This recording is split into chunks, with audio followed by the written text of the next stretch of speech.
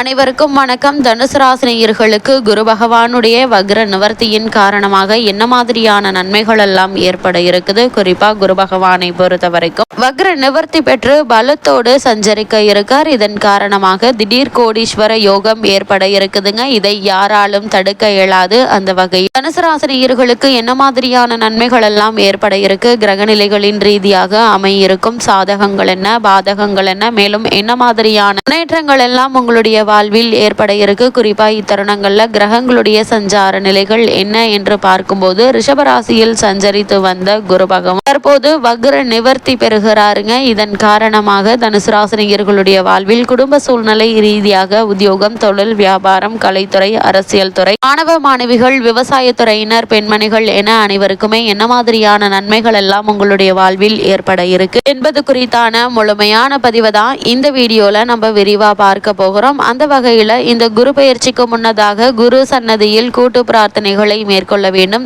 ஏனெனில் இந்த குருவானவர் தன்னுடைய பகை கிரகமான சுக்கிர வீட்டிற்கு அல்லவா செல்கிறார். அதாவது அங்கு வக்ர நிவர்த்தி பெறுகிறாருங்க. அதற்காக நாம் பயப்படவும் தேவையில்லை. குரு பார்க்க கோடி நன்மை என்றும் குரு சேர்ந்தால் கோடி தோஷம் நிவர்த்தி என்று ஜோதிட சாஸ்திரம் சொல்கிறது. எதிரியாக இருந்தாலும் எதிரில் குரு பார்த்தால் பகை உணர்வு மாறி பாச உணர்வு கூடும். எனவே இந்த குரு பயிற்சி எல்லோர் வாழ்விலும் எதிர்பாராத மாற்றங்களையும் ஏற்றங்களையும் வழங்க போகிறது. குரு பார்வை பதியும் இடமெல்லாம் வளம் கொளிக்கும் எனவும் கருதப்படுதுங்க. அந்த வகையில தனுசு ராசினியர்களுக்கு மேலும் என்ன மாதிரியான நன்மைகள் எல்லாம் ஏற்பட இருக்கு என்று பார்க்கும்போது இதுவரை உங்களுடைய ராசிக்கு 6ஆம் இடத்தில் வக்ரம் பெற்று சஞ்சரித்து வந்த குரு பகவான் தற்போது வக்ர நிவர்த்தி பெறுகிறாருங்க. 6இல் குரு வந்தால் ஊரில் பகை என்பார்கள். எனவே பொறுமையோடும் நிதானத்தோடும் செயல்பட வேண்டிய ஒரு நேரமா தான் இந்த குரு பகவானுடைய வக்ர நிவர்த்தி அமைஞ்சிருக்குது. நவகிரகங்களுடைய பார்வை பலத்தால் பல விதங்களிலும் நன்மைகளை செய்யும் கிரகமாக விளங்கக்கூடியவர் குரு பகவான். அவர் உங்களுடைய ராசிக்கு சுகஸ்தானத்திற்கு அதிபதியானவர். இப்பொழுது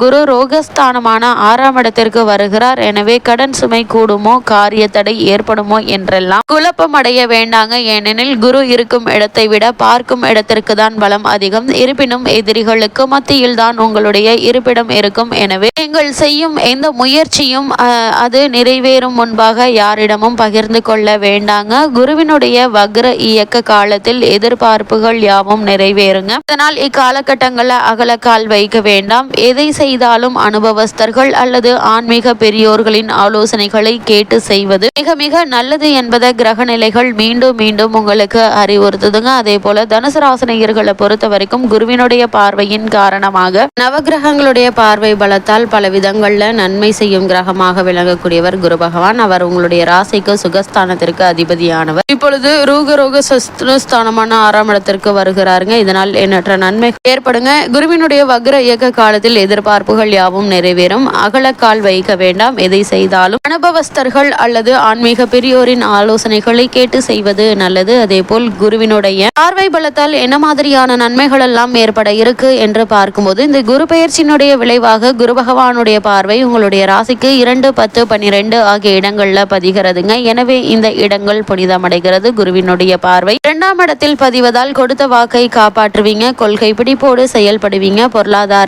பற்றாக்குறை அகலுங்க. புதிய நண்பர்கள் அறிமுகம் கிடைக்குங்க. குடும்பத்தில் சுபகாரிய பேச்சு கை கொடுக்குங்க. அது மட்டும் இல்லாம அடுத்தவர் நலன் கருதி எடுத்த முயற்சிகள்ல ஆதாயம் உண்டு. குடும்பத்தில் இதுவரை இருந்த மனக்கசப்புகள் மாறுங்க. அரசியல் களத்தில் உள்ளவர்களுக்கு முக்கிய பொறுப்புகள் கிடைக்கக்கூடிய ஒரு தருணமாக தான் இத்தருணம் அமைஞ்சிருக்குதுங்க. அது மட்டும் இல்லாம உங்களுடைய ராசிக்கு 10ஆம் இடத்தில் குருவினுடைய பார்வை பதிவதால தொழில் வளம் சிறப்பாக இருக்குங்க. புதிய ஒப்பந்தங்கள் சேர இருக்குது. அதே போல் உத்தியோகத்தில் இருந்த பிரச்சனைகள் படிப்படியாக குறையுங்க. மேலதிகாரிகள் உங்களை புரிந்து கொள்வாங்க. உங்கள் உழைப்புக்கேற்ற ஊதியம் கிடைக்க போகுதுங்க. திறமைக்குரிய அங்கீகாரம் கிடைத்து கேட்ட சலுகைகளும் சேரக்கூடிய ஒரு தருணமாக தருணம் அமைஞ்சிருக்குதுங்க. புதிதாக தொழில் தொடங்கு அதே போல் ஆதாயம் தரும் தகவல்கள் அடுக்கடுக்காக வந்து கொண்டே இருக்கும் என் கிரகநிலைகள் அறிவுறுத்துது. குருவினுடைய பார்வை உங்களுடைய ராசிக்கு 12ஆம் இடத்தில் பதிவதால் புதிய நட்பு வட்டாரம் அமையும். எதிர்பாராத பயணத்தால் இதயம் மகிழுங்க. சங்கிலி தொடர் போல வந்த கடன் சுமை குறையுங்க. நீண்ட தூரத்தில் பணிபுரியும் உறவினர்களோ நண்பர்களோ உங்களுடைய நிகழ்கால தேவைகளை பூர்த்தி செய்வாங்க. அது மட்டும் இல்லாம வெளிநாடு செல்லும் முயற்சிகள்ல ஆர்வம் காட்ட இருக்கீங்க. இடமாற்றம் ஊர் மாற்றம் எளிதில் கிடைக்குங்க. பிள்ளைகளுடைய சுப சடங்குகள் பெற்றோருடைய பணி விழாக்கள் நடத்தும் வாய்ப்புகள் கைகூட இருக்குது. ஊதிய உயர்வுடன் கூடிய நல்ல வேலை கிடைத்து வெளிமாநிலம் அல்லது நீண்ட தூரத்தில் உள்ள ஊர்களில் பணிபுரிய அழைப்புகள் எழலாம் என்பதை கிரக நிலைகள் உங்களுக்கு மீண்டும் மீண்டும் அறிவுறுத்துதுங்க. அது மட்டும் இல்லாம குரு பகவான் வக்ர காலத்தில் சஞ்சரித்த போது உடல்நல சீர்கேடுகளும் நித்திய செலவுகளும் ஏற்பட்டிருக்கும். உள்ளத்தில் நினைத்ததை உடனடியாக செய்ய இயலாமல் தவித்திருப்பீங்க. மதிப்பு மரியாதையை தக்க வைத்துக் கொள்ள அதிக முயற்சிகள் தேவைப்பட்டிருக்கும். யாருக்கேனும் பணப்பொறுப்பு சொல்வதென்றால் யோசித்து சொல்லுங்க. உத்தியோகத்தில் உங்களிடம் கொடுக்கப்பட்ட பொறுப்புகளை யாரிடமும் கொடுக்க கூடாது. பொருளாதார சரிவு சந்தித்தாலும் மீண்டும் சகஜ நிலை மாறுங்க. தொழில் உத்தியோகம் பற்றிய தகவல்களையோ உங்களுடைய முன்னேற்றம் பற்றியோ யாரிடமும் விமர்சித்து பேச வேண்டாம். குரு வழிபாடு நன்மை தரும் என்பதை கிரகநிலைகள் அறிவுறுத்துதுங்க. அப்படிப்பட்ட குரு பகவான் தற்போது வக்ர நிவர்த்தி பெற்று ரோகிணி நட்சத்திர சாரத்தில் சஞ்சரிக்க இருக்கிறாரு. அதாவது ரோகிணி நட்சத்திர காலில் சந்திரனுடைய சாரத்தில் குரு பகவான் சஞ்சரிக்கும் போது விரயங்கள் அதிகரிக்குங்க. எதிர்பாராத விதத்தில் மாற்றங்கள் அமையுங்க. பயணங்கள் அதிகரிக்கும். எதிர்காலம் கருதி முக்கிய முடிவுகள் இந்த தருணங்கள்ல நீங்க எடுக்க இருக்கீங்க. அதே போல் இல்லத்தில் இது இதுவரை நடைபெறாத சுப காரியங்கள் நடைபெறுங்க. பிள்ளைகளுடைய மேற்படிப்புக்காக முயற்சி வெற்றி பெறுங்க. நண்பர்களுடைய உதவி கிடைக்க இருக்குது. இருந்தாலும் மனதில் இனம் புரியாத கவலையே எப்போதும் இருக்குங்க.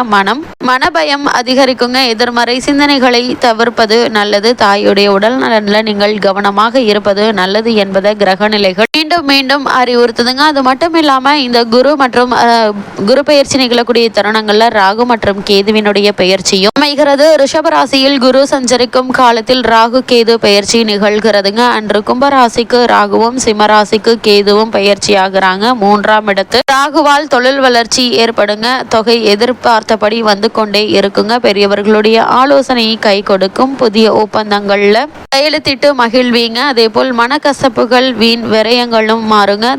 தேனான வாழ்க்கைக்கு எதிராக திரவிய லாபம் கிடைக்குங்க. அதே போல் கேதுவினுடைய ஆதிக்கத்தால் பூர்வீக சொத்துக்கள்ல லாபம் கிடைக்கும். பெற்றோர் வழியில் இருந்த பிரச்சனைகள் முடிவுக்கு வருங்க. எதிரிகள் ஆச்சரியப்படும் விதத்தில் உங்களுடைய முன்னேற்றம் அமைய இருக்கு என்பதை கிரக நிலைகள் அறிவுறுத்துது. அது மட்டும் இல்லாம இந்த காலகட்டங்கள்ல தனுசு ராசி சேர்ந்த பெண்மணிகளுக்கு மேலும் என்ன மாதிரியான நன்மைகள் எல்லாம் ஏற்பட இருக்கு என்று பார்க்கும்போது விரயங்கள் சற்று அதிகரிக்கும். திடீரென வரலாம். அதாவது திடீரென இடமாற்றம் ஏற்படலாம். கடன் சுமை அதிகரிக்கலாம். அருகில் உள்ளவர்களை அனுசரித்து செல்வதால் மட்டுமே ஆதாயம் கிடைக்குங்க. கணவன் மனைவிக்குள் பிணக்குகள் ஏற்படலாம். தவிர்க்க ஒருவரை ஒருவர் புரிந்து கொண்டு செயல்படுங்க. பிள்ளைகளுடைய வழியில் விரயங்கள் உண்டுங்க. பிள்ளைகளுடைய முன்னேற்றம் சிறப்பாக இருக்கும் என்றாலும் கூட அவர்களை உங்களுடைய மேற்பார்வையில் வைத்துக் கொள்ளுங்க. உடன்பிறப்புகளுடைய திருமணம் சிறப்பாக நடைபெறுங்க. பணிபுரியும் பெண்களுக்கு திறமைக்குரிய அங்கீகாரம் கிடைக்கும் என்பதை கிரகநிலைகள் உங்களுக்கு மீண்டும் மீண்டும் அறிவுறுத்தது. இத்தருணங்கள்ல கிரகநிலைகளின் ரீதியாக படும் பரிகாரம் என்ன என்று பார்க்கும்போது சனிக்கிழமை தோறும் சனி பகவானை வழிபடுவதன் மூலம் எண்ணற்ற நன்மைகள் உங்களுடைய வாழ்வில் ஏற்படும்.